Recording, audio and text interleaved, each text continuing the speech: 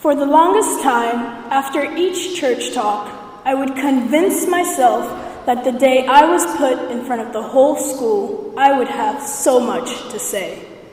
I thought about how I would discuss what I considered deep subjects, like wearing an afro, feminism, poverty, culture, living in Africa for 17 years and never actually seeing an elephant, corruption, accepting others, the media, society, girls who wear weaves versus girls who don't.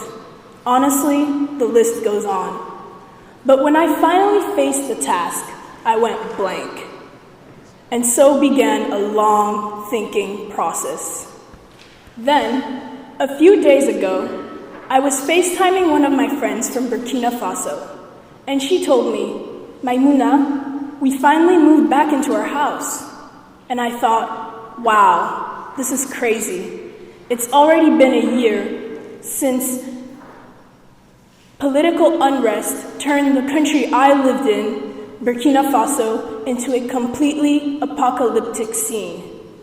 It began when the Burkina Faso president, who had been in power for over 27 years, arranged to have his deputies vote to change the constitution to allow him to run for president again. On October 29th of last year, my parents received a phone call from the school explaining that since the deputies would be voting the next day, it would be safer for us to remain at home until further notice.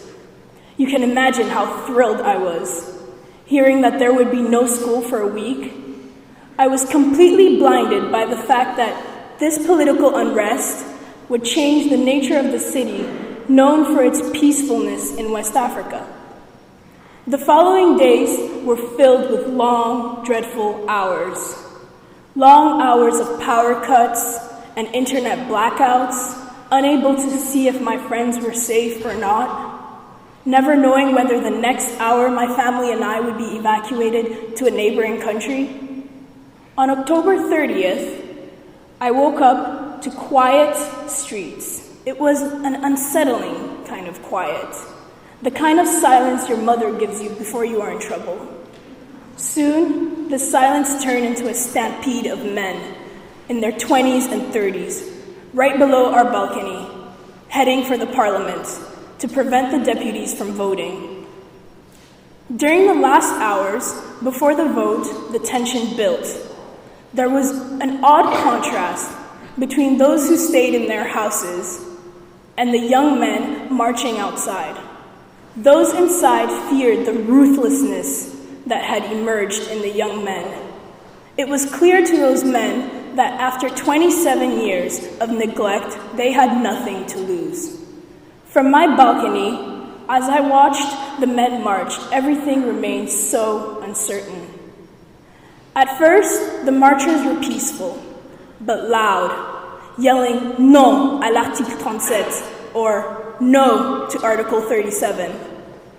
After they had prevented the deputies from voting, their moods changed. Now, they were seeking revenge. From my room, I could hear the anger in their voices, anger at the government, but also anger at themselves for accepting this corrupt regime for so long. They began to burn tires, build blockades at every intersection, but those weren't enough to quench their thirst for revenge. They turned on buildings owned by the regimes.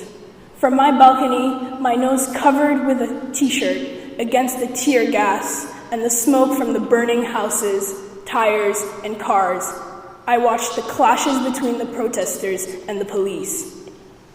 The young men spread the chaos across the city to the central prison, where they freed prisoners. The city became a violent melting pot of protesters and criminals. They stole, they burned, they hunted down houses that had been built by the people's stolen money. One of those houses was my friend's house. A group of men broke into her house that evening and stole everything, from their couches to their personal pictures to their clothes. She and her family lost everything. The fear and anxiety I felt earlier that morning was nothing compared to what she went through as the men rampaged through her house. Our apartment was owned by a woman who had made money doing sketchy businesses with the president. The manager of the apartment hammered on our door. He told my parents that men were coming to burn down our building and that we should pack a small bag and leave. I had exactly 10 minutes to pack my most important belongings, and then my dad and I arranged for us to go to a safer location. On October 31st, the president and his family fled. Everyone thought that overthrowing the president, if it was possible at all, could take weeks or months. But in less than 5 hours, the second longest ruling dictator in Africa was gone, a man once considered untouchable. I believe that each of the countries I've lived in helped strengthen my character. My 3 years in Rwanda, for example, helped me understand forgiveness and acceptance. The revolution in Burkina showed me that patience and trying go hand in hand. The Burkinabe people had been patient and repressed for 27 years. No one believed change was possible. The idea that the president could be overthrown was absurd.